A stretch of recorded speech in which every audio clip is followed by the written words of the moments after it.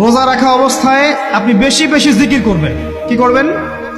সুবহানাল্লাহ পড়বেন, আলহামদুলিল্লাহ পড়বেন, আল্লাহু আকবার পড়বেন, লা ইলাহা ইল্লাল্লাহ পড়বেন, লা হাওলা ওয়ালা কুওয়াতা ইল্লা বিল্লাহ পড়বেন হাসবি আল্লাহ ওয়া নি'মাল ওয়াকিল, সুবহানাল্লাহি ওয়া বিহামদিহি, সুবহানাল্লাহিল আযীম, সুবহানাল্লাহিল আযীম ওয়া বিহামদিহি পড়বেন আস্তাগফিরুল্লাহ ওয়া আতুবু ইলাইহি, আস্তাগফিরুল্লাহ ওয়া আতুবু ইলাইহি পড়বেন লা ইলাহা ইল্লাল্লাহ ওয়াহদাহু লা শারীকা লাহু লাহুল মুলকু ওয়া লাহুল হামদু ওয়া হুয়া আলা কুল্লি শাইইন কাদির। পারা যাবে না ইনশাআল্লাহ?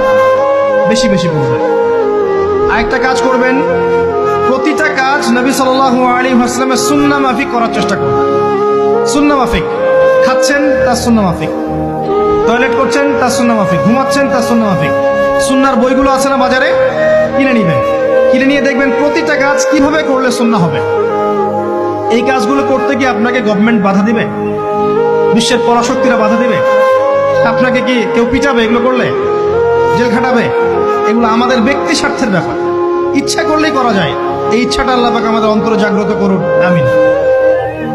একটা কাজে কথা বলবো, নর্মালি আমরা ফরজগুলোতে বেশি ফোকাস করি, ফরজ ওয়াজিবে। রমজান মাসের সুন্নত মোস্তাহাবে ফোকাস করতে হবে। রমাদানে একটা নফল আপনাকে ফরজের নেকি দিয়ে দিবে ইনশাআল্লাহ, রমাদান একটা সুন্নাহ আপনাকে ফরজের নেকি দিবে ইনশাআল্লাহ। তো রমজান মাসে শুধু ফরজ নয়, একটু সুন্নাহ সালাতগুলো, নফল সালাতগুলো একটু বেশি বেশি করার চেষ্টা করি। আল্লাহ পাক তৌফিক দেন।